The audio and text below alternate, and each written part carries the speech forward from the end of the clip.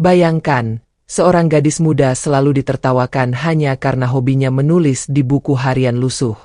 Setiap kali kumpul keluarga, ia jadi bahan olok-olokan, dianggap pemalas, dan tak punya masa depan. Tapi siapa sangka, dari tulisan-tulisan kecil itulah jalan hidupnya berubah.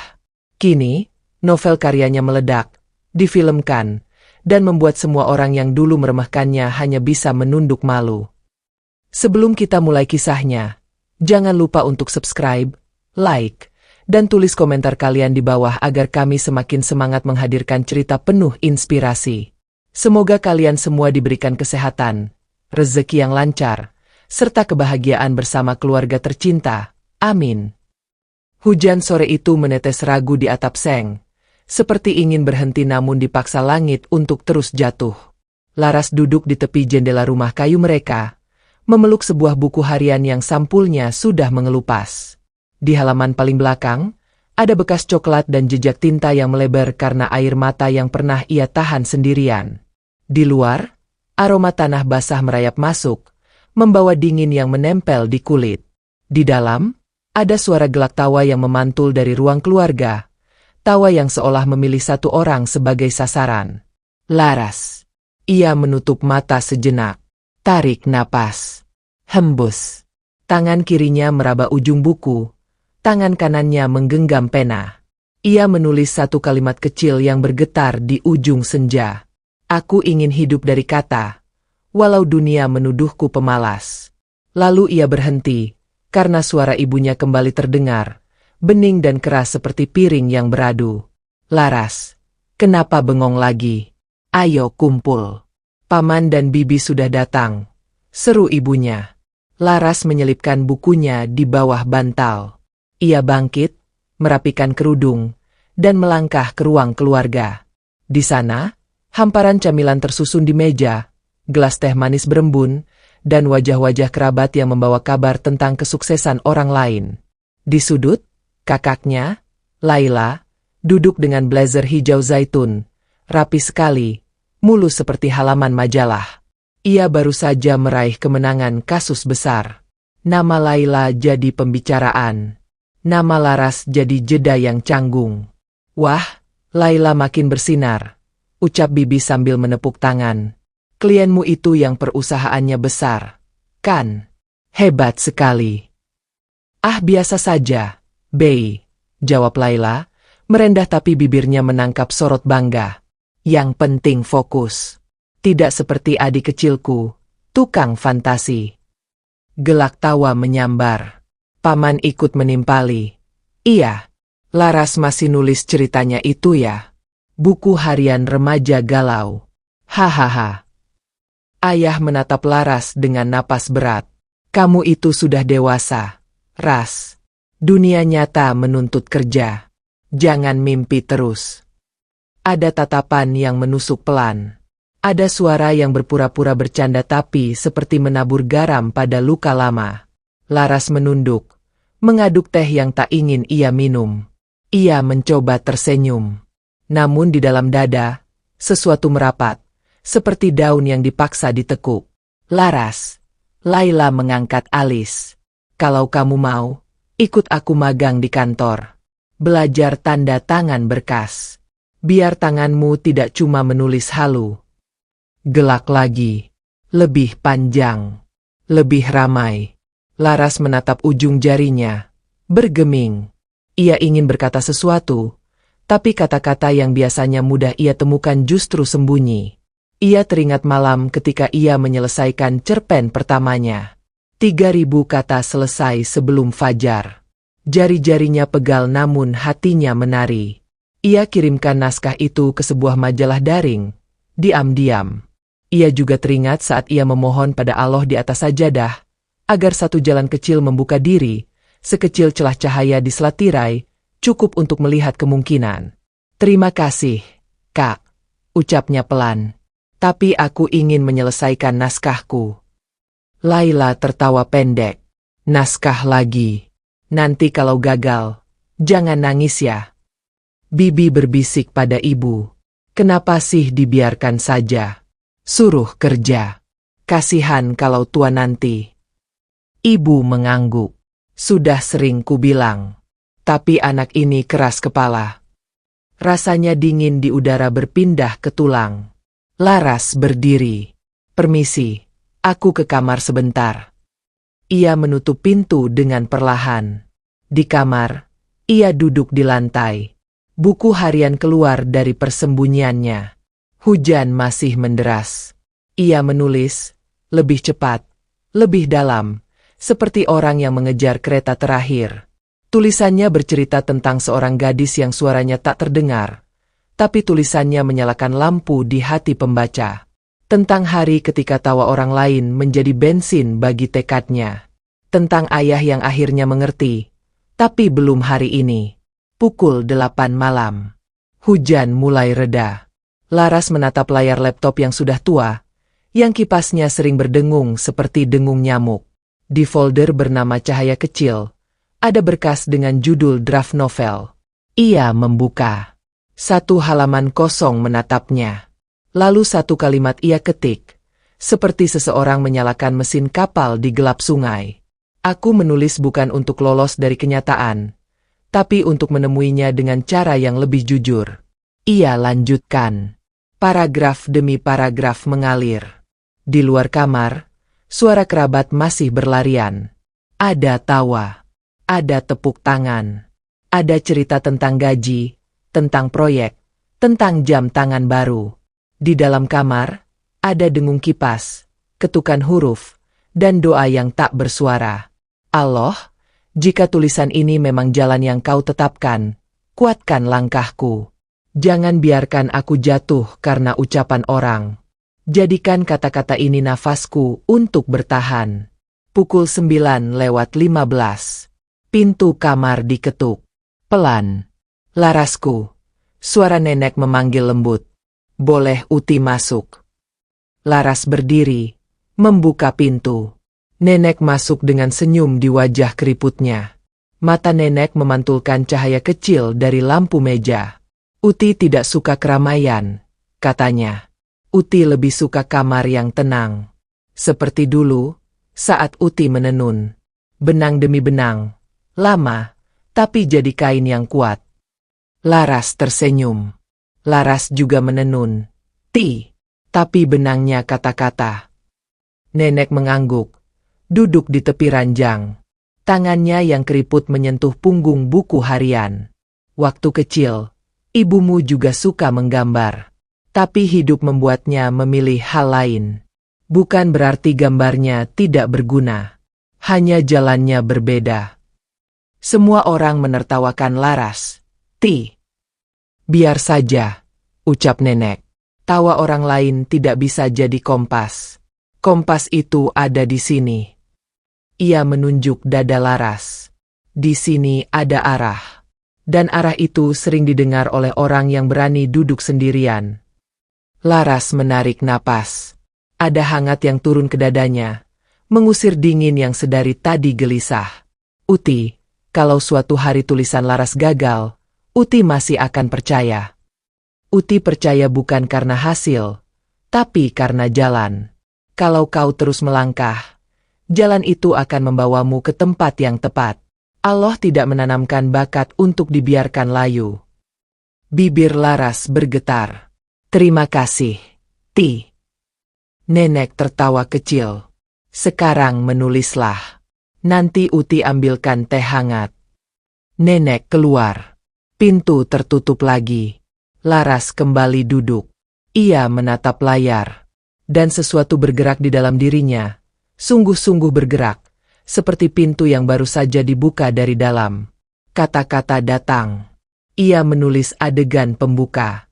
Tentang seorang anak yang disuruh berhenti bermimpi. Lalu ia menolak dengan kesopanan yang tabah. Tentang patah hati yang dipulas menjadi warna. Ia menulis latar kota kecil yang hujannya panjang. Ia menulis seorang kakak yang gemilang dan seorang adik yang menyala diam-diam. Ia menulis sampai lupa waktu.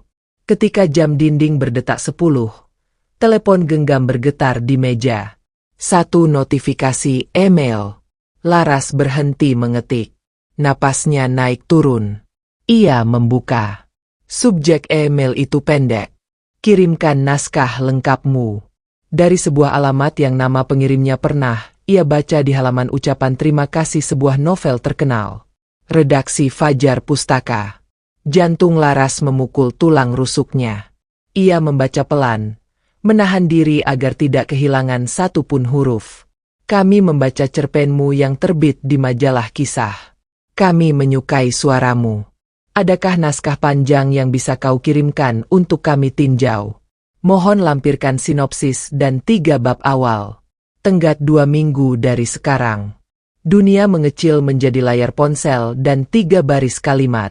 Di luar kamar, suara tawa tiba-tiba terasa jauh, seperti datang dari rumah tetangga. Laras menoleh ke kiri, ke bukunya. Menoleh ke kanan, ke laptop yang menampilkan 7 halaman yang masih muda. 7 halaman yang belum punya tulang. Ia berdiri. Langkah kecilnya membawa ponsel itu ke dada. Ia memejamkan mata. Allah, benarkah ini celah tirai itu? Benarkah ini pijakan pertamaku? Tolong kuatkan. Pintu terbuka lagi. Nenek masuk membawa teh yang mengepulkan uap. Aroma melati naik lembut ke langit-langit kamar. Laras, muka cucu Uti merah. Kenapa? Laras mengangkat ponsel dengan tangan gemetar. Ada email. Dari penerbit. Mereka minta naskah. Nenek menarik kursi mendekat. Duduk. Mata tuanya tiba-tiba berbinar seperti lampu minyak yang baru diisi. Lalu kau tunggu apa? Bab 2 dan 3 belum ada. Sinopsis belum siap. Dan tenggat hanya 2 minggu. Nenek tersenyum. Tenang seperti permukaan danau sebelum matahari terbit. 2 minggu itu cukup bagi orang yang percaya. Di ruang keluarga, sorak-sorai kembali meledak karena cerita Laila tentang klien yang menambah fee. Ibu tertawa paling keras. Paman memukul meja ringan. Kehidupan seakan berbaring nyaman di sana. Di kamar, Laras merasakan hidup yang lain sedang bangun di ujung jari. Ia kembali duduk, membuka dokumen baru, mengetik kata sinopsis di baris pertama. Menarik napas. Di kepala, alur cerita melejit seperti kembang api tanpa suara. Seorang gadis dan buku hariannya. Tawa keluarga dan tekad yang menebal. Pertemuan dengan editor yang tajam pada detail. Film yang belum lahir. Ia menulis kerangka, membagi bab, menancapkan titik-titik penting seperti paku pada papan. Di samping layar, secangkir teh mengepulkan kehangatan. Nenek duduk diam, menjadi penjaga sunyi yang setia. Tiba-tiba pintu kembali diketuk.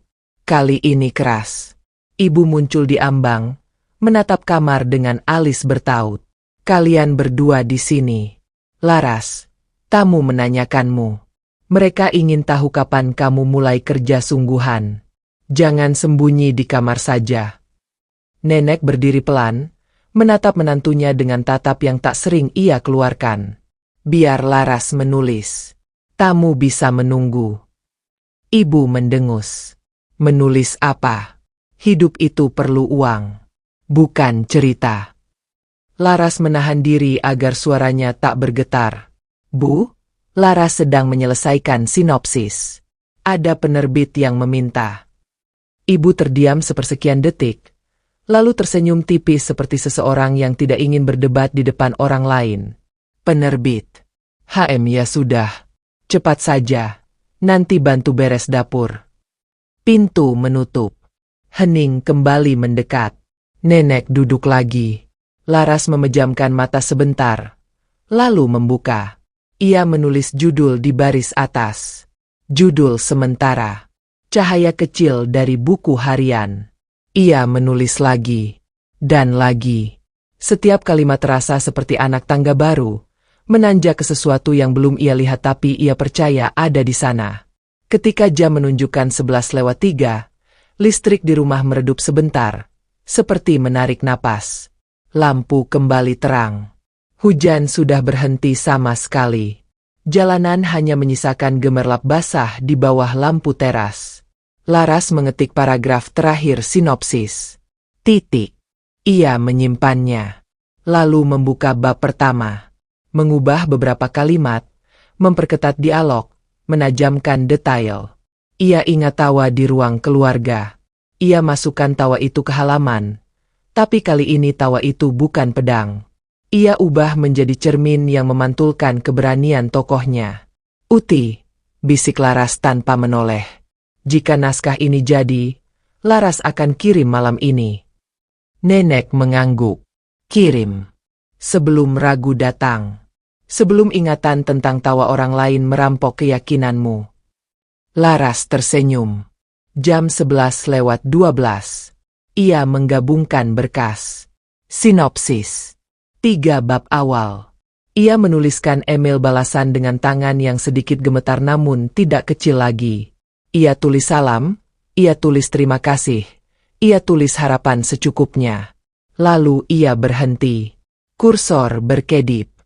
Hanya 1 langkah lagi. Jari telunjuknya melayang di atas tombol kirim. Dan pada detik ketika ia bersiap menekan, terdengar suara langkah mendekat dari koridor. Langkah yang cepat. Pintu kamar ditarik terbuka dari luar. Laila berdiri di sana dengan wajah yang baru saja mendengar sesuatu dari ruang tamu. "Laras," ucapnya. Suaranya seperti pisau yang dibungkus kain. "Besok ikut aku ke kantor. Ada peluang kerja. Jangan bikin ibu kecewa." Jari Laras tetap melayang di atas tombol. Kursor masih berkedip. Uap teh sudah menipis. Nenek menatap cucunya, tidak berkata apa-apa, seolah tahu bahwa malam ini ada jalan yang harus dipilih tanpa suara. Laras mengangkat wajah, menatap kakaknya, menatap layar, menatap pintu yang terbuka separuh. Di udara, ada sisa aroma hujan, dan di dadanya, ada detak yang menuntut jawaban. Ia menarik napas, sedalam yang ia bisa. Kursor masih berkedip, menunggu keberanian ditegaskan. Suasana kamar masih terdiam setelah kata-kata Laila terlontar. Laras menatap layar laptop, jari telunjuknya menggantung di atas tombol kirim, seakan waktu ikut menahan napas. Di luar kamar, suara gelas beradu di ruang tamu terdengar samar. Tawa keluarga masih mengalun. Tetapi bagi Laras bunyinya tak lebih dari gema jauh yang tak lagi mampu menembus hatinya. "Laras." Suara Laila terdengar lebih tegas. "Jangan bodoh. Kesempatan nyata itu ada di kantor, bukan di mimpimu. Jangan sia-siakan hidup." Laras menoleh, menatap kakaknya dengan sorot mata yang biasanya selalu mengalah.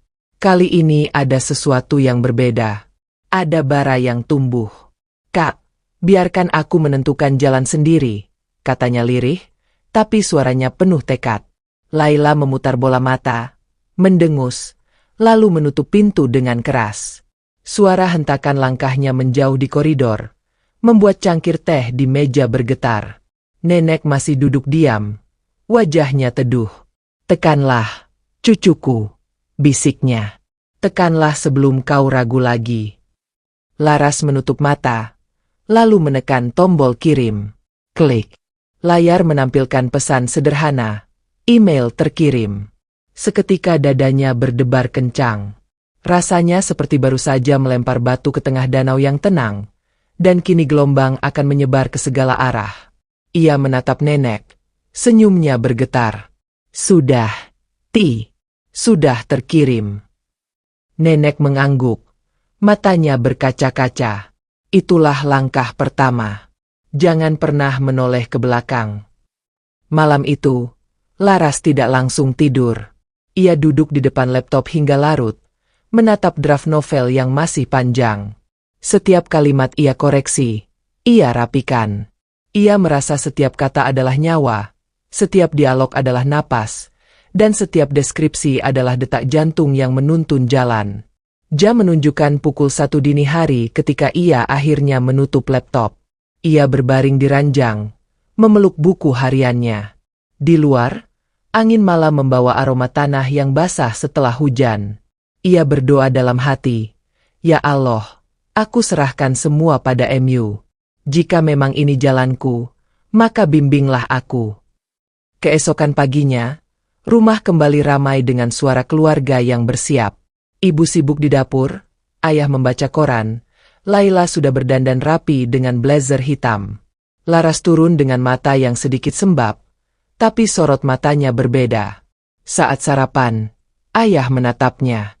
Laras, sudah saatnya kau pikirkan masa depan. Jangan hanya menulis di kamar. Laras menunduk sebentar, lalu mengangkat wajah. Ayah, aku sudah kirimkan naskah ke penerbit semalam. Sendok di tangan ibu terhenti. Bunyi denting terdengar ketika menyentuh piring. Laila menatap sinis. Penerbit? Kau pikir mereka akan menunggu ceritamu yang tidak jelas itu? Namun sebelum Laras sempat menjawab, ponselnya bergetar di meja. Satu notifikasi masuk. Email. Jantungnya berdegup. Ia meraih ponsel, membuka layar. Di sana tertera nama yang semalam memberinya kesempatan. Redaksi Fajar Pustaka. Semua orang menatapnya, menunggu reaksi. Laras membaca dengan suara bergetar. Kami sudah menerima naskah sinopsis dan 3 bab awal. Kami sangat tertarik untuk membicarakan kemungkinan penerbitan. Bisakah saudari Laras hadir ke kantor kami minggu depan untuk diskusi lebih lanjut? Hening menyelimuti meja makan. Suara sendok dan garpu berhenti. Ayah terdiam. Ibu terpaku. Bahkan Laila pun kehilangan kata-kata. Laras menatap layar ponsel. Matanya berkaca-kaca. Senyum kecil terbit di wajahnya. Bukan senyum kemenangan, melainkan senyum syukur. Nenek yang baru saja turun dari kamar tersenyum lebar. Apa yang Uti bilang? Kan? Kompas ada di dalam hati. Dan lihat, jalan sudah mulai terbuka. Ibu berdehem, mencoba memulihkan wibawa. Tapi, apakah mereka benar-benar serius? Laras menatap ibunya, lalu menatap ayah. Hanya ada satu cara untuk mengetahuinya. Aku harus datang. Suasana meja makan menjadi kaku. Laila bangkit dari kursinya, menatap Laras dengan tajam. Jangan terlalu berharap. Dunia itu kejam. Jangan sampai nanti kau jatuh dan membuat keluarga malu. Namun kali ini, Laras tidak lagi menunduk. Ia menatap kakaknya lurus. Kak, aku tidak takut jatuh. Aku lebih takut jika tidak pernah mencoba. Kata-kata itu meluncur begitu saja, membuat ruang makan seolah membeku. Ayah menatap Laras lama, ada sesuatu di matanya yang sulit dibaca. Entah kekhawatiran, entah kebanggaan yang masih ia sembunyikan. Hari itu, Laras menghabiskan waktunya di kamar. Ia menulis, dan terus menulis. Jemarinya menari di atas keyboard, tak mengenal lelah. Setiap kalimat adalah janji kepada dirinya sendiri, bahwa ia tidak akan berhenti di tengah jalan. Di sore hari, ia keluar rumah sebentar untuk menghirup udara segar. Langit mulai berwarna jingga, burung-burung pulang ke sarang. Di jalan kecil depan rumah, ia berjalan sambil membawa buku harian. Beberapa anak kecil yang sedang bermain berhenti sejenak dan menatapnya. Kak Laras, kapan ceritanya dibacakan lagi? Tanya salah satu dari mereka. Laras tersenyum hangat. Nanti, kalau kakak sudah selesai menulis, kalian yang pertama akan mendengarnya. Anak-anak itu bersorak kecil, membuat hatinya semakin hangat. Ia tahu, sekecil apapun, ada yang menunggu tulisannya.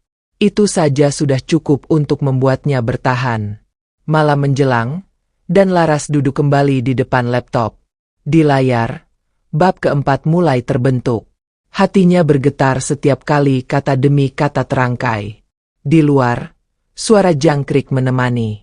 Namun tepat ketika ia hendak menyelesaikan satu paragraf penting, sebuah pesan masuk ke ponselnya. Kali ini bukan dari penerbit, melainkan dari nomor tak dikenal. Isinya singkat, berhenti menulis, atau kau akan menyesal. Jari Laras terhenti di atas keyboard. Ruangan mendadak terasa dingin. Ia menatap pesan itu lama. Napasnya tercekat. Siapa yang mengirimkan? Mengapa? Dan dalam hening malam itu, Laras mulai menyadari, perjalanan menuju mimpinya tidak akan berjalan mulus. Ada rintangan lain yang menanti di balik layar. Laras menatap layar ponsel dengan jantung yang berdegup liar. Kata-kata singkat itu berulang-ulang bergema di kepalanya. Berhenti menulis, atau kau akan menyesal. Pesan itu seperti duri yang menusuk tenang malam, membuat udara kamar seolah menipis. Ia menggenggam ponsel erat-erat, berusaha menenangkan napasnya, tetapi tubuhnya tetap gemetar. Nenek yang duduk di kursi rotan, sambil merajut selendang wol, menoleh dengan dahi berkerut. Ada apa, Larasku? Wajahmu pucat sekali. Laras menelan ludah, ragu untuk bercerita. Ada pesan aneh. Katanya aku harus berhenti menulis. Kalau tidak, aku akan menyesal. Rajutan di tangan nenek terhenti. Mata tuanya menajam. Siapa pengirimnya? Nomornya tidak dikenal, jawab Laras, suaranya pelan. Nenek menghela napas panjang. Itu hanya ujian, cucuku. Orang yang berani melangkah, pasti akan ada yang ingin menjegal. Jangan goyah. Ancaman seperti itu tidak lebih dari bayangan. Meski kata-kata nenek menenangkan, bayangan itu sudah telanjur tumbuh di benak Laras. Ia mencoba kembali menulis, tapi jemarinya kaku. Setiap kali hendak mengetik, bayangan pesan itu muncul lagi, membuat huruf-huruf di layar terlihat kabur. Akhirnya, Laras menutup laptop. Ia rebah di ranjang, memeluk buku hariannya. Matanya menatap langit-langit kamar yang penuh bayangan. Ya Allah, bisiknya lirih. Jangan biarkan aku takut. Aku ingin kuat. Malam itu ia sulit terlelap. Pagi harinya, suasana rumah kembali ramai. Laila sudah bersiap dengan blazer abu-abu. Langkahnya terburu-buru menuju pintu. Ibu sibuk menyiapkan sarapan, sementara ayah kembali tenggelam dalam koran. Laras duduk di meja makan dengan wajah lesu. Pandangannya kosong, hingga membuat Laila menyeringai sinis. Wajahmu itu, seperti orang yang baru kehilangan mimpi. Sudah sadarkan, menulis memang tidak ada gunanya. Laras menunduk, enggan menanggapi. Ibu menimpali dengan nada setengah bosan. Laras, ayah dan ibu sudah cukup sabar. Kau itu harus cari kerja. Jangan cuma duduk di kamar dengan laptop tua itu. Ayah melipat koran, menatap Laras lama. Semua ini demi masa depanmu. Kau pikir jadi penulis bisa membuatmu makan? Hidup itu nyata, Laras. Kata-kata itu seperti beban batu. Laras ingin menjawab, tapi suaranya tercekat. Ia hanya bisa memandang ponselnya yang masih menyimpan pesan ancaman itu. Rasanya semua orang bersekongkol melawannya. Namun sebelum air matanya jatuh, nenek masuk ruang makan dengan langkah pelan. Biar cucu Uti menentukan jalannya, ucap nenek tegas. Hidup bukan hanya soal gaji. Ada hal yang lebih besar. Laila mendengus. Uti selalu membela Laras. Nanti kalau dia gagal, siapa yang menanggung malu? Nenek menatap Laila dengan sorot mata tajam. Jarang sekali ia begitu. Lebih memalukan jika seseorang tidak pernah berani mencoba. Suasana meja makan hening. Hanya suara detik jam yang terdengar. Hari itu Laras memilih pergi ke perpustakaan kota. Ia butuh tempat yang tenang, jauh dari cibiran keluarga. Di sana, ia duduk di sudut ruangan, membuka laptop. Aroma buku tua bercampur dengan udara sejuk dari pendingin ruangan membuat hatinya sedikit lega. Ia mencoba menulis, meski jemarinya masih diganggu rasa takut. Namun setiap kali kata demi kata muncul di layar, bayangan pesan ancaman itu seperti menertawakan. Saat ia menatap layar kosong, tiba-tiba seorang perempuan seusia ibu duduk di depannya. Rambutnya disanggul sederhana, wajahnya teduh. Kamu Laras, ya? Tanyanya. Laras terkejut. Iya. Ibu siapa? Aku Rani, editor dari Fajar Pustaka, jawabnya sambil tersenyum. Aku yang mengirim email itu. Jantung Laras kembali berdegup. Oh, jadi, benar? Bukan salah kirim. Rani mengangguk. Benar. Kami membaca cerpenmu, dan kami melihat sesuatu yang unik dalam tulisanmu. Itu sebabnya kami ingin kau menyiapkan novel. Mata Laras berkaca-kaca. Tapi, ada orang yang mengirim pesan ancaman padaku. Katanya aku harus berhenti menulis. Rani menatapnya tajam. Itu tandanya karyamu sudah mulai dianggap. Dalam dunia menulis, selalu ada orang yang iri. Tapi justru itu pertanda kau berada di jalur yang tepat. Kata-kata itu seperti api kecil yang kembali menyala di hati Laras. Ia menggenggam erat bukunya. Terima kasih, Bu. Aku akan terus menulis. Rani tersenyum, lalu bangkit. Buktikan dengan karyamu. 2 minggu lagi, kami menunggu naskah lengkap. Laras mengangguk mantap. Sore itu, Laras pulang dengan hati lebih ringan. Namun begitu ia masuk rumah, ia mendapati Laila sedang berbicara di ruang tamu dengan beberapa kerabat. Adikku itu aneh, ujar Laila sambil tertawa. Bayangkan, ia pikir tulisannya bisa jadi buku. Semua orang tahu itu mustahil. Hanya buang waktu. Kerabat-kerabat lain ikut tertawa. Suasana riuh. Laras berdiri di ambang pintu. Hatinya tercekat. Ia ingin marah, tetapi tubuhnya gemetar. Ia memilih masuk ke kamar, menutup pintu rapat. Di kamar, ia membuka laptop lagi. Ia ingat kata-kata Rani. Buktikan dengan karyamu. Itu seperti mantra. Dengan tangan bergetar, ia kembali mengetik. Bab demi bab mengalir. Malam semakin larut, tapi ia tak peduli. Jemarinya berlari di atas keyboard. Ia menulis hingga fajar. Dan saat matahari pagi menembus tirai, Laras menyadari satu hal. Meski ada ancaman, meski ada ejekan, meski ada penolakan dari keluarganya sendiri, ada sesuatu yang tak bisa dipadamkan dalam dirinya. Ia menatap layar laptop yang kini sudah berisi 7 bab lengkap. Air matanya jatuh, bukan karena takut, melainkan karena rasa syukur. Ya Allah, bisiknya lirih. Jangan biarkan aku berhenti. Jika jalan ini adalah takdirku, kuatkan aku sampai akhir. Namun sebelum ia sempat memejamkan mata, ponselnya kembali bergetar. Satu pesan baru masuk dari nomor yang sama. Kali ini lebih panjang. Kau pikir bisa lolos? Berhenti sekarang juga. Kalau tidak, rahasia keluargamu akan kubuka. Kau tidak akan sanggup menanggung aib itu. Mata Laras membesar. Tangannya gemetar hebat. Rahasia keluarga? Apa maksud pesan itu? Di dadanya, rasa takut bercampur dengan penasaran. Ia sadar, perjalanannya baru saja memasuki babak yang lebih gelap. Pagi itu, sinar matahari menembus tirai kamar, menebarkan cahaya hangat ke lantai kayu. Namun hati Laras justru diliputi bayangan gelap. Pesan ancaman terakhir masih terpampang jelas di layar ponselnya. Kalau tidak berhenti menulis, rahasia keluargamu akan kubuka. Kau tidak akan sanggup menanggung aib itu. Kata-kata itu berulang kali terngiang di kepala, seakan-akan suara asing itu membisikkan langsung ke telinganya. Laras menggenggam ponsel erat-erat, matanya berair. Rahasia keluarga? Apa maksudnya? Ia mencoba mengingat, mencari-cari sesuatu dalam kenangan. Apakah tentang ayah?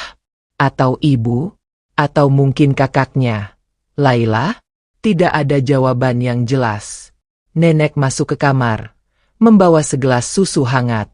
Tatapan matanya langsung menangkap wajah cucunya yang pucat. Laras, ada apa lagi? Matamu sembab sekali. Laras menunduk. Ada pesan lagi. Mereka bilang kalau aku tidak berhenti menulis, rahasia keluarga kita akan dibongkar. Nenek terdiam. Tangan tuanya berhenti di udara, sebelum akhirnya meletakkan gelas di meja. Rahasia keluarga? Gumamnya pelan, seolah berbicara pada dirinya sendiri. Apa benar ada sesuatu yang keluarga kita sembunyikan? Tanya Laras, suara bergetar. Nenek menatap Laras lama. Ada keraguan di matanya. Ada sesuatu yang berat untuk diucapkan. Tapi ia memilih menggeleng. Jangan kau hiraukan ancaman itu. Orang jahat selalu pandai menebar ketakutan. Fokuslah pada tulisanmu. Jawaban itu tidak membuat Laras lega, justru menambah kegelisahannya. Ia merasakan ada sesuatu yang nenek sembunyikan, tapi ia tidak ingin mendesak.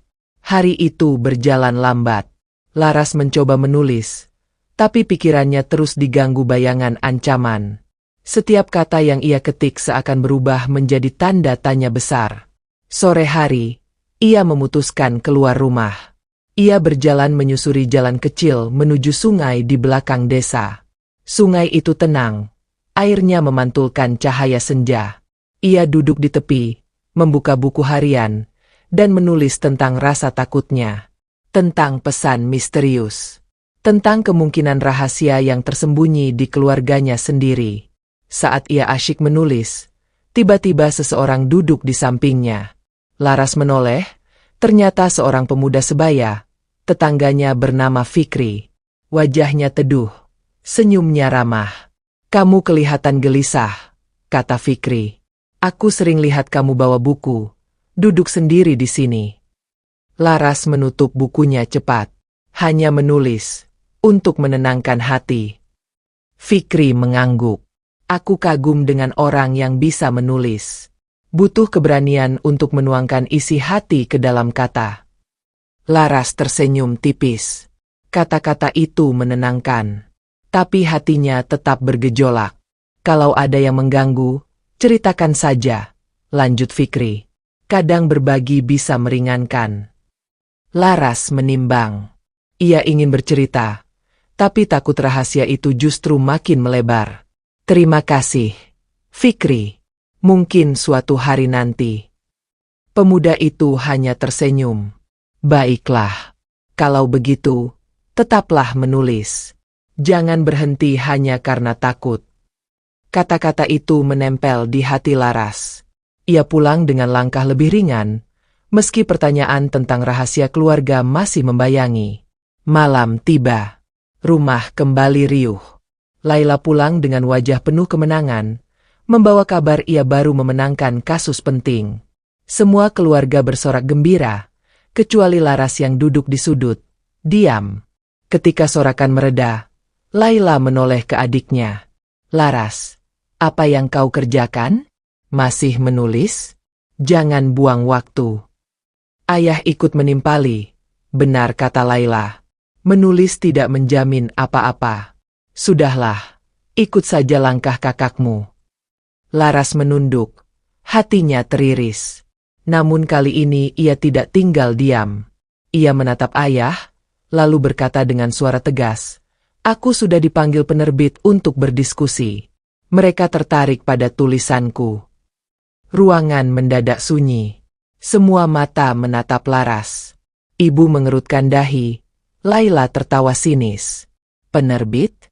Jangan mimpi terlalu tinggi. Nanti jatuh sakit hati." Ayah menghela napas panjang. "Kalau benar, buktikan. Jangan cuma kata-kata." Laras mengangguk. "Aku akan buktikan. Dengan caraku." Malam semakin larut. Laras kembali ke kamar, membuka laptop, dan mulai menulis lagi. Tapi baru beberapa kalimat, ponselnya kembali bergetar. Nomor asing itu lagi. "Aku serius. Berhenti menulis, atau rahasia itu akan kubuka. Kau tidak akan sanggup menanggungnya." Tangannya gemetar. Ia menatap pesan itu lama, lalu akhirnya membalas. "Siapa kau? Apa yang kau inginkan dariku?" Beberapa menit hening.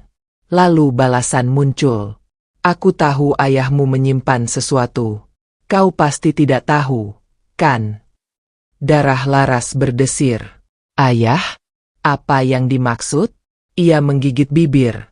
Matanya berair. Ingin rasanya ia lari ke kamar ayah, menanyakan langsung. Tapi sesuatu menahannya. Ia menoleh ke arah buku harian. Lalu ia menulis satu kalimat dengan tangan bergetar. "Aku harus menemukan kebenaran, meski itu akan menyakitkan." Keesokan paginya, Laras memberanikan diri. Ia menghampiri nenek di dapur, yang sedang menyiapkan sarapan. "Ti," katanya pelan, "apa benar ayah menyimpan sesuatu? Rahasia yang orang lain bisa gunakan untuk mengancam?" Nenek terdiam. Pisau di tangannya berhenti mengiris sayur. Wajahnya menegang. "Siapa yang bilang begitu?" Laras menunduk. "Aku hanya ingin tahu." Nenek meletakkan pisau, lalu menggenggam tangan Laras. "Ada hal-hal yang lebih baik tidak kau gali dulu, Larasku. Fokuslah pada tulisanmu. Rahasia akan terbuka pada waktunya." Jawaban itu justru semakin membuat Laras gelisah. Ia merasa sedang berjalan di jalan gelap, dengan banyak pintu terkunci di sekitarnya. Hari itu, ia tidak bisa konsentrasi menulis. Pikirannya hanya dipenuhi satu hal, rahasia ayah. Sore menjelang, ketika keluarga berkumpul di ruang tamu, Laras memperhatikan ayahnya dengan seksama. Lelaki itu tampak tenang, membaca koran seperti biasa. Tapi di balik wajahnya yang dingin, Laras merasa ada sesuatu yang disembunyikan. Tiba-tiba, ayah menurunkan koran dan menatap Laras. "Kenapa kau menatap ayah begitu?" Laras tersentak. "Ah, tidak, Yah. Hanya ingin bertanya. Apa ayah pernah menyembunyikan sesuatu dari kami?" Ruangan mendadak senyap. Laila menatap adiknya dengan sinis. Ibu memandang bingung, dan nenek terlihat gelisah. Ayah terdiam lama. Lalu ia menghela napas berat. "Setiap orang punya masa lalu, Laras. Ada yang bisa dibicarakan, ada yang lebih baik disimpan." Laras menelan ludah. Jawaban itu tidak menjawab apapun, malah menambah misteri. Malam itu, Laras duduk di meja belajar. Hatinya penuh tanda tanya, tapi tangannya tetap menulis. Ia menolak berhenti, meski ancaman semakin menguat. Namun tepat tengah malam, suara langkah terdengar di depan pintu kamarnya. Perlahan, pintu berderit terbuka. Sosok nenek muncul, wajahnya pucat. "Laras," bisiknya lirih. "Kalau kau ingin tahu rahasia itu, datanglah ke gudang besok pagi. Uti akan tunjukkan sesuatu." Laras terperanjat, matanya melebar, jantungnya berdetak kencang. Rahasia itu nyata, dan besok, pintu gelap itu akan terbuka. Udara pagi masih lembab ketika kabut tipis bergelayut di atas halaman rumah. Burung-burung kecil berlarian di atap seng, sementara suara ayam jantan terdengar bersahut-sahutan. Laras berdiri di ambang pintu kamarnya. Tubuhnya gemetar menanti waktu. Kata-kata nenek semalam masih terngiang jelas. "Kalau kau ingin tahu rahasia itu, datanglah ke gudang besok pagi. Uti akan tunjukkan sesuatu." Gudang itu berada di belakang rumah, bangunan kayu tua dengan atap berlumut. Laras sering melihatnya, tapi jarang sekali ada yang masuk. Pintu kayunya selalu terkunci rapat, seakan menyimpan sesuatu yang tak boleh diketahui. Setelah semua orang di rumah sibuk dengan urusan masing-masing, ayah dengan korannya, ibu di dapur, Laila bersiap ke kantor, Laras diam-diam melangkah ke belakang. Nenek sudah menunggunya di depan gudang. Wajahnya terlihat lebih tua dari biasanya, seolah semalam ia memikul beban berat. "Sudah siap, cucuku?" Suara nenek lirih.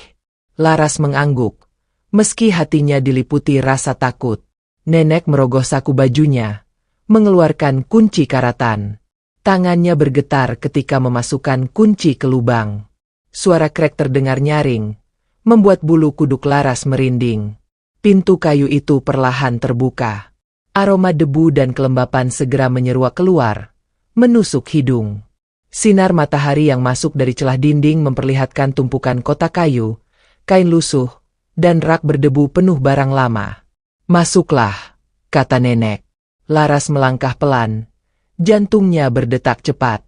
Setiap langkah menimbulkan suara lantai kayu yang berderit. Matanya menyapu ruangan, mencari sesuatu yang dimaksud nenek. Nenek berjalan ke sudut gudang, lalu menarik sebuah peti kayu berukuran sedang. Ia membersihkan debu di atasnya, lalu menatap Laras dengan sorot mata penuh rahasia. Di dalam peti ini, Ada sesuatu yang hanya keluarga kita yang tahu. Dan mungkin, inilah yang dimaksud orang itu dengan rahasia keluarga. Laras berjongkok.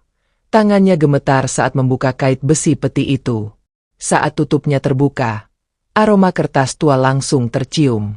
Di dalamnya ada tumpukan dokumen, buku catatan, dan beberapa foto hitam putih yang sudah menguning.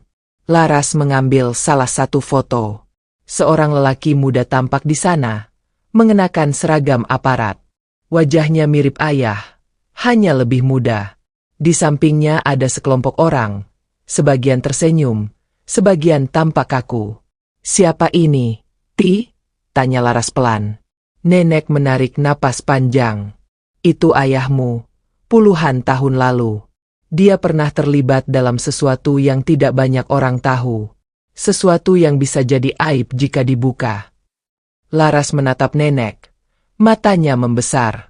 "Apa maksudnya? Ayah melakukan apa?" Nenek menggigit bibir, seolah ragu untuk bercerita. Tapi akhirnya ia berkata, "Dulu, sebelum menikah dengan ibumu, ayahmu pernah dituduh terlibat kasus yang cukup besar di kota. Kasus itu sebenarnya bukan salahnya, tapi namanya ikut terseret. Beruntung ia dibebaskan karena bukti tidak cukup. Tapi kabar miring tetap melekat." Laras tercekat. Jadi, kalau orang itu membuka rahasia ini, nama ayah akan rusak. Nenek mengangguk pelan. "Bukan hanya nama ayahmu. Keluarga kita juga akan ikut tercoreng. Itulah yang membuat pesan itu berbahaya." Laras duduk di lantai, tubuhnya lemas. Kini ia mengerti mengapa pesan itu begitu menakutkan. Ancaman itu nyata. "Tapi, Ti," suara Laras gemetar. "Apa artinya aku harus berhenti menulis? Apa benar menulisku bisa membuat rahasia ini terbongkar?" Nenek menatapnya dalam. "Tidak, cucuku. Menulismu tidak ada hubungannya langsung dengan masa lalu ayahmu. Ancaman itu hanya cara orang jahat untuk menekanmu. Ingat, mereka takut pada orang yang bersinar. Mungkin ada yang iri, atau punya kepentingan." Laras menggenggam buku harian di dadanya. "Tapi aku takut. Ti, bagaimana kalau benar mereka membuka rahasia itu? Aku tidak ingin ayah dan ibu hancur karenaku." Nenek memegang tangan Laras erat-erat. "Dengarkan baik-baik. Semua orang punya rahasia masa lalu. Tapi itu tidak boleh menghentikanmu mengejar masa depan. Jika kau berhenti menulis karena takut, berarti kau membiarkan orang jahat menang. Dan ingat, Allah selalu bersama orang yang berjuang dengan niat baik." Air mata Laras jatuh. Tapi kali ini bukan hanya karena takut, melainkan juga karena kelegaan. Kata-kata nenek menyiramkan kekuatan baru. Mereka menutup kembali peti itu, lalu meninggalkan gudang. Namun sebelum pintu terkunci, Laras menoleh sekali lagi. Bayangan peti itu tetap membekas di benaknya. Ia tahu, rahasia itu masih ada, dan bisa muncul kapan saja. Hari itu Laras kembali ke kamarnya dengan hati yang penuh tekad. Ia duduk di depan laptop, membuka dokumen novelnya, lalu mulai menulis lagi. Jemarinya menari di atas keyboard, kali ini dengan semangat baru. Ia merasa menulis bukan hanya tentang dirinya, tapi juga tentang membuktikan bahwa ancaman tidak bisa menghentikan kebenaran. Malam tiba. Setelah seharian menulis, Laras keluar ke teras rumah. Udara malam sejuk, langit penuh bintang. Ia menatap ke atas, lalu berdoa dalam hati. "Ya Allah, lindungi keluargaku. Jika memang ini jalanku, jangan biarkan aku menyerah." Namun ketenangan itu hanya sebentar. Ponselnya kembali bergetar. Pesan dari nomor asing masuk lagi. "Kau pikir bisa menghindar? Aku tahu lebih banyak dari yang kau kira. Jangan tunggu sampai semuanya terlambat." Laras menelan ludah. Tangannya gemetar. Tapi kali ini ia tidak ingin hanya diam. Ia membalas. "Kenapa kau melakukan ini padaku? Siapa kau sebenarnya?" Beberapa detik kemudian, balasan masuk. "Aku orang yang keluargamu sakiti di masa lalu. Kau tidak tahu, tapi kau akan menanggung akibatnya. Mata Laras melebar. Jadi benar. Ini ada hubungannya dengan masa lalu ayah. Ia menutup ponsel. Dadanya naik turun cepat. Ia sadar, ancaman ini bukan sekadar lelucon. Ada seseorang di luar sana yang benar-benar ingin menjatuhkan keluarganya. Pagi berikutnya, Laras memutuskan menceritakan semuanya pada nenek. Namun sebelum sempat berbicara, Laila menghampirinya di ruang tamu. Wajah kakaknya serius, berbeda dari biasanya. Aku dengar kamu sering dapat pesan aneh, kata Laila dingin. Laras terkejut. Dari mana kakak tahu? Laila menatapnya tajam. Aku punya caraku sendiri. Jangan kira aku tidak memperhatikanmu. Laras menelan ludah. Kak, siapa sebenarnya orang itu? Laila tersenyum tipis. Senyum yang aneh. Kalau aku bilang, mungkin kau akan lebih terkejut daripada yang kau kira. Sebelum Laras sempat bertanya lagi, Laila sudah melangkah pergi, meninggalkan Laras dengan jantung berdegup tak karuan. Hari-hari berikutnya berjalan penuh ketegangan. Laras terus menulis, mengejar tenggat waktu dari penerbit. Di sisi lain, pesan ancaman terus berdatangan. Setiap malam, ia harus melawan rasa takut yang menyesakan. Namun di balik semua itu, ada tekad yang semakin kuat. Ia tahu, semakin dekat ia dengan mimpinya, semakin besar pula rintangan yang datang. Dan ia bersumpah pada dirinya sendiri, tidak akan berhenti. Sampai suatu malam, saat ia hampir menyelesaikan bab terakhir novelnya, sebuah pesan baru masuk. Kali ini bukan hanya teks, melainkan foto. Foto itu memperlihatkan ayahnya, bertahun-tahun lalu, bersama orang-orang yang sama dengan yang ada di foto dalam peti gudang. Di bawah foto itu tertulis, "Ingat wajah ini? Kau tidak akan bisa menulis bebas selamanya. Aku akan pastikan rahasia ini pecah di saat yang paling menyakitkan bagimu." Laras terperanjat. Tangannya gemetar. Matanya berkaca-kaca. Ia tahu, badai yang lebih besar akan segera datang. Foto yang dikirim orang misterius itu masih terpampang di layar ponsel. Laras menatapnya lama. Jantungnya berdegup kencang. Wajah ayahnya yang jauh lebih muda, bersama beberapa pria yang tampak seperti aparat, memenuhi pikirannya dengan tanda tanya. Siapa mereka? Apa yang mereka lakukan? Dan mengapa seseorang begitu berambisi membongkar masa lalu itu? Malam itu, Laras tidak bisa tidur. Ia duduk di tepi ranjang, memeluk buku harian. Kata-kata ancaman masih terngiang, membuat tubuhnya gemetar. Ya Allah, bisiknya lirih. Tolong lindungi keluargaku. Jangan biarkan rahasia ini menghancurkan kami. Pagi datang dengan cahaya matahari yang menembus jendela. Laras bangkit dengan mata sembab. Ia tahu ia harus mencari jawaban. Saat semua orang sibuk, ia kembali ke gudang, membuka peti, dan meneliti dokumen-dokumen di dalamnya. Ia menemukan beberapa catatan yang ditulis tangan. Di sana tertulis nama-nama dan tanggal kejadian yang sudah puluhan tahun lalu. Ketika ia sedang membaca, pintu gudang tiba-tiba terbuka. Laila berdiri di ambang, menatap tajam. Kau tidak seharusnya mengutak-atik itu, Laras. Laras terperanjat. Kak, kau tahu tentang ini? Laila berjalan masuk, menutup pintu di belakangnya. Tentu saja aku tahu. Aku sudah lama mengetahuinya. Tapi aku memilih diam, karena aku tidak ingin keluarga ini hancur. Jadi benar ada rahasia besar? Apa yang sebenarnya ayah lakukan? Desak Laras. Laila menghela napas panjang, lalu menatap adiknya dengan mata tajam. Ayah kita pernah dituduh menerima suap dalam sebuah kasus tanah. Tuduhan itu tidak pernah terbukti, tapi banyak orang yang percaya. Itu sebabnya ayah meninggalkan kota dan pindah ke sini. Ia ingin membangun hidup baru, jauh dari gosip itu. Laras menutup mulutnya dengan tangan. Jadi, ancaman itu nyata. Nyata, jawab Laila dingin. Dan jika rahasia itu terbongkar, nama keluarga kita akan hancur. Sejak mendengar pengakuan Laila, hati Laras semakin kacau. Di satu sisi, ia ingin terus menulis dan mengejar mimpinya. Di sisi lain, ia takut tindakannya akan membuka luka lama keluarga. Hari-hari berjalan dengan penuh tekanan. Pesan-pesan ancaman terus berdatangan.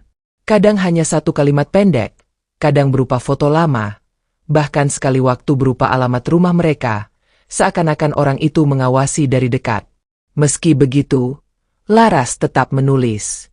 Ia mengingat pesan dari editor, bahwa naskah lengkap harus diserahkan dalam waktu dekat.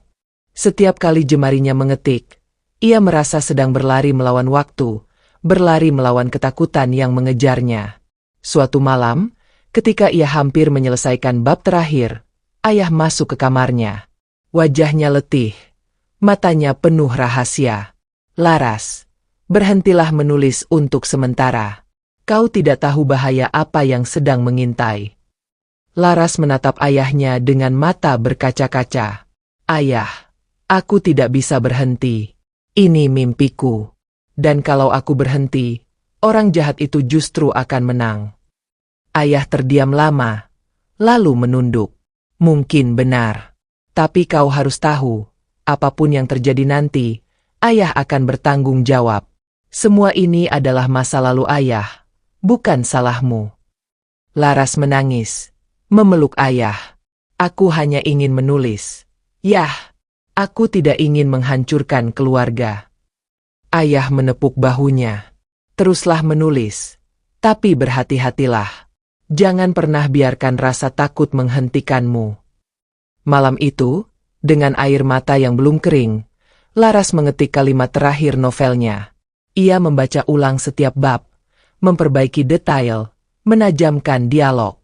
Saat jarum jam menunjuk pukul 2 dini hari, ia akhirnya menyatukan semua file dan menulis email untuk editor. Tangannya gemetar ketika menekan tombol kirim. Klik. Naskah itu meluncur ke dunia luar. Laras bersandar di kursi, menghela napas panjang. Ya Allah, aku sudah melakukannya. Tolong lindungi hasil ini. Namun rasa lega itu hanya sebentar. Beberapa menit kemudian, ponselnya bergetar lagi. Pesan masuk. Kau sudah berani mengirim naskah itu? Baiklah. Bersiaplah, karena rahasiamu akan segera kubuka. Kali ini ada lampiran. Foto ibu sedang menangis di depan rumah bertahun-tahun lalu, dengan tetangga berkerumun. Judul koran lama terlihat di belakang, kasus suap menghebohkan, nama keluarga dipertaruhkan. Laras menutup mulutnya, tubuhnya gemetar hebat, air mata mengalir deras. Ia merasa seperti sedang berjalan di tepi jurang. Namun ia teringat kata-kata nenek, kompas ada di hati. Dan hati yang berani duduk sendirian akan menemukan arahnya. Itu membuatnya sedikit kuat. Beberapa hari kemudian, Laras pergi ke kantor Fajar Pustaka di kota. Dengan langkah gugup, ia masuk ke gedung tinggi itu. Editor Rani menyambutnya dengan hangat. Selamat datang, Laras. Naskahmu sangat menyentuh. Kami ingin menerbitkannya. Mata Laras berkaca-kaca. Benarkah, Bu? Meski banyak orang meremehkan. Rani tersenyum. Justru karena banyak orang meremehkan, tulisanmu jadi lebih kuat. Kau menulis dari luka, dan itu membuat ceritamu hidup. Namun pertemuan itu tidak hanya membawa kabar baik. Saat mereka berbincang, seorang pria berjas hitam muncul, menatap Laras dengan dingin. Jadi ini penulisnya, katanya. Rani memperkenalkan, ini Pak Surya, salah satu pemilik saham di sini. Pria itu mendekat, menatap Laras lama. Aku tahu keluargamu. Jangan pikir tulisanmu bisa menutupi masa lalu yang kelam. Laras tercekat. Ia mengenali wajah pria itu dari salah satu foto di peti gudang. Konfrontasi itu mengguncang Laras. Ia sadar, pria bernama Surya itulah yang mengirim ancaman selama ini. Ia menatap tajam, meski tubuhnya gemetar. Kenapa kau menggangguku? Apa salahku? Surya menyeringai. Salahmu hanya satu. Kau anak dari lelaki yang pernah menjatuhkan keluargaku. Ayahmu pernah menolak kerjasama ilegal kami, dan akibatnya bisnis kami hancur. Sejak itu aku berjanji, keluargamu harus menanggung malu. Laras terdiam. Jadi bukan ayahnya yang bersalah, melainkan justru ayahnya menolak jalan kotor. Air matanya jatuh, tapi kali ini bukan air mata takut, melainkan bangga. Ia menatap Surya. Kau bisa mencoba menjatuhkan kami, tapi aku tidak akan berhenti menulis. Justru lewat tulisanku, aku akan menunjukkan kebenaran. Ayahku tidak bersalah, dan aku akan buktikan dengan karya. Rani berdiri di samping Laras. Pak Surya, penerbit ini tidak butuh permainan kotor. Kami percaya pada karya Laras. Wajah Surya menegang. Ia akhirnya pergi, meninggalkan ruangan dengan amarah yang jelas. Hari itu juga, kontrak penerbitan ditandatangani. Novel Laras resmi diterima untuk diterbitkan. Beberapa bulan kemudian, novel itu meledak di pasaran. Ceritanya menginspirasi banyak orang. Tak berhenti di situ, novel tersebut dilirik produser film besar, hingga akhirnya diangkat ke layar lebar. Laras yang dulu ditertawakan, kini berdiri di panggung gala premier, disorot kamera, disambut tepuk tangan. Ayah dan ibu hadir di barisan depan, air mata menetes di pipi mereka. Laila pun tak kuasa menahan haru, meski selama ini selalu meremehkan. Dan ketika Laras naik ke panggung untuk memberikan pidato singkat, ia menatap langit-langit ruangan, hatinya bergetar. Ya Allah, terima kasih. Dari buku harian lusuh, kini kau jadikan jalan ini cahaya untukku. Semua orang berdiri, memberi tepuk tangan panjang. Laras tersenyum, air matanya jatuh. Perjalanan yang penuh luka, ancaman, dan rahasia akhirnya berbuah manis. Ia tahu, inilah balasan bagi orang yang tidak pernah berhenti berjuang.